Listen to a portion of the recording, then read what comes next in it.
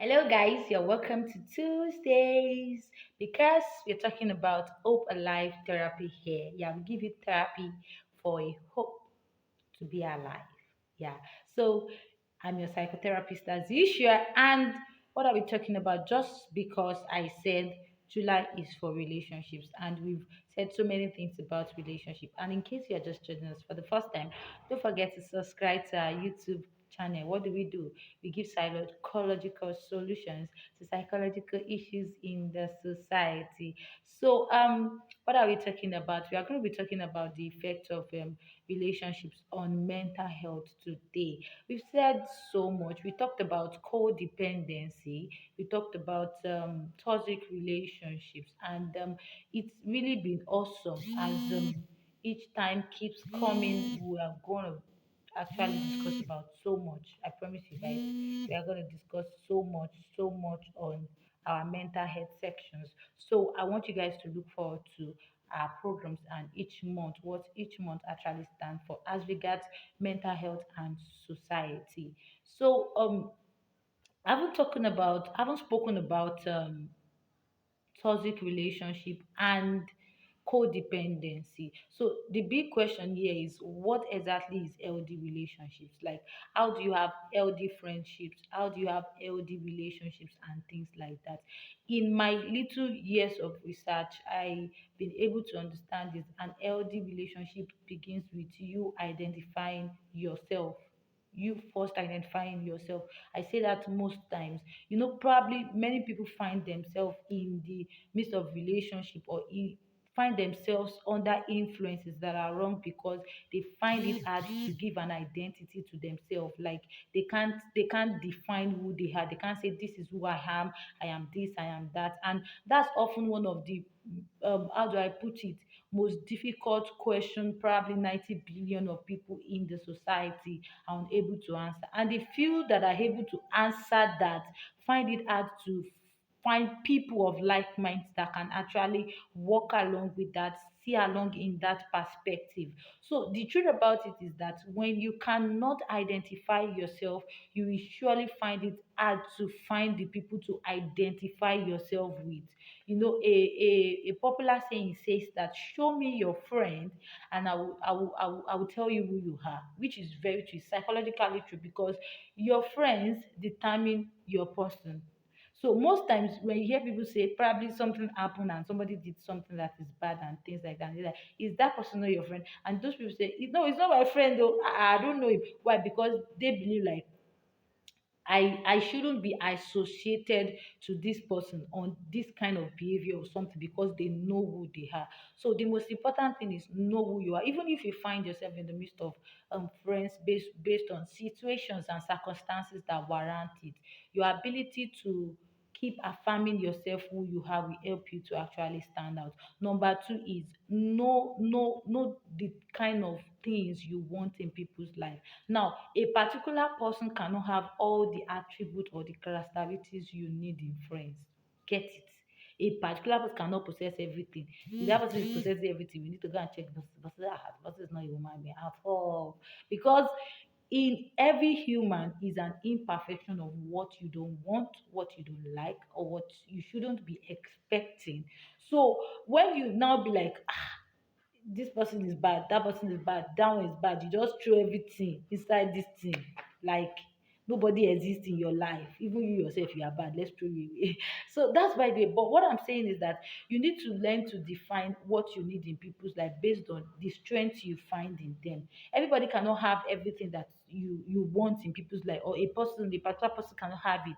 So when you are able to know that thing, there's something about Shade. Shade is beautiful and she seems to give me good energy. I think I like her for that. That's it. So when you learn to relate with people based on their strength and what they are able to contribute into your life based on what they have, then you will learn to start living a healthy life. You get what I'm saying? You will live a healthy life with this. Number three of it is that when you don't expect too much from people. Majorly people have a lot of expectations too much now, even amidst how do I put, I mean spouse now, husband and wife, or probably you are courting someone. You people tend to have this fantasies that everything has to be perfect, and things don't really have to go so at a point and things like that. And because of what imaginations, the wrong imaginations Nollywood and probably a lot of things in the society has painted for us, we tend to expect too much based on our imaginations, and those are just illusions.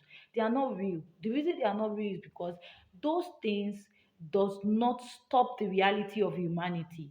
The reality of humanity is that these people are human beings. So when you expect too much and you're not facing the reality that they're human beings, they can make mistakes. And even regardless of the mistakes they make, they can change, and some can choose not to change. So when you begin to live with that kind of reality, there's a way your perception and your sensation change towards things around you, and you just begin to see more of healthy friendships, more of how people are, and more of not expecting too much from people. Sure, you get. So that's that. And number four of it is that you have to change your perception and your sensation about people. We tend to, there are some people that tend to live life like, I don't know how to put it now. There's this Yoruba adage that says that 20 friends cannot work for 20 years.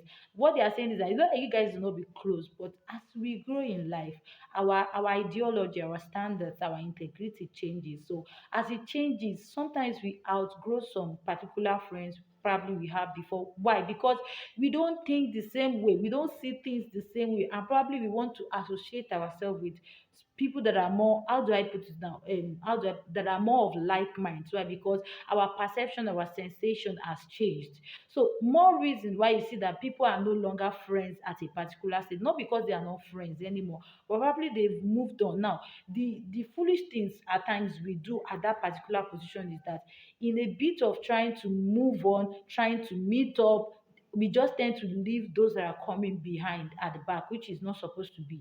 We are supposed to carry them along, talk to them about changes. If they are willing to change, it's okay, it's fine. But if they are not willing to change, it doesn't mean we should just throw them away like that as if they are not useful to us again. No, we can at least just relate with them based on who they are, and whatever perspective it is that they have about life and where they are actually coming from. So most of the times, because we feel that probably somebody will like, I've upgraded. I won't say when you like I've upgraded. You know, I feel like some people are, no, it's not supposed to be. Now, the moment you start having that kind of concept or ideology that some people are lesser than you or something, then pride are setting. Pride totally are setting. Because the ideology of life is that regardless of where we find ourselves, we appreciate the people that have taught us lessons. We love them for who they are. We appreciate them for who, and we relate with them at the pace in which they relate with us. And as we move forward, we get good friends, we get better friends, and we learn more lessons. And not because those ones are not better too, but we've learned the major lessons that God wants us to learn in their life. I don't know, maybe you get what I'm trying to say. So all these things that I just said will help you build a healthy relationship with people. We help you build a healthy relationship with friends, and we help you identify the kind of friendship you should keep with people. Is very important. Know the kind of friends you keep with people. Know their importance in your life. Know the things you talk to them about. It is very, very important. And once you are able to do this, number one, you see that you have more of peace. In fact, when they tell you that you create peace for yourself psychologically, this is how you start creating it, by being positive and choosing your friends intentionally. So you have peace. Number two, your depression lesson. Probably when you go to place that heals you, place that inspires you, you see that you be on energy, you be on vibes. Why? Because you have positive friends around you. Even if that positive friend is one person, uh, maintain that status quo with that person, so that you can get the energy you need from them at that particular time and channel it to what you need it for. Another thing is that it will lessen your emotional instability. Most times people develop emotional instability because they are not having good and quality friends, so they just tend to give different kind of attitude, and it tends to bring out the negativity more in them than the positivity. So when you have healthy friends, there's a way it helps you to just, how do I put it, to have emotional stability.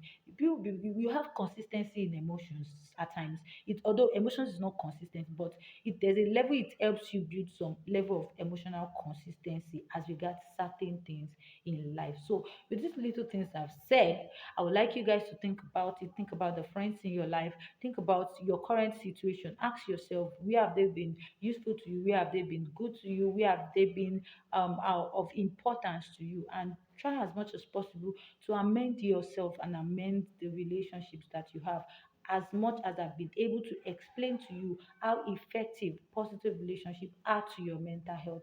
So I'll see you guys on Saturday where we'll deal with question and answer session. Don't forget to send your questions in as regard relationship and friendship before July rolls over.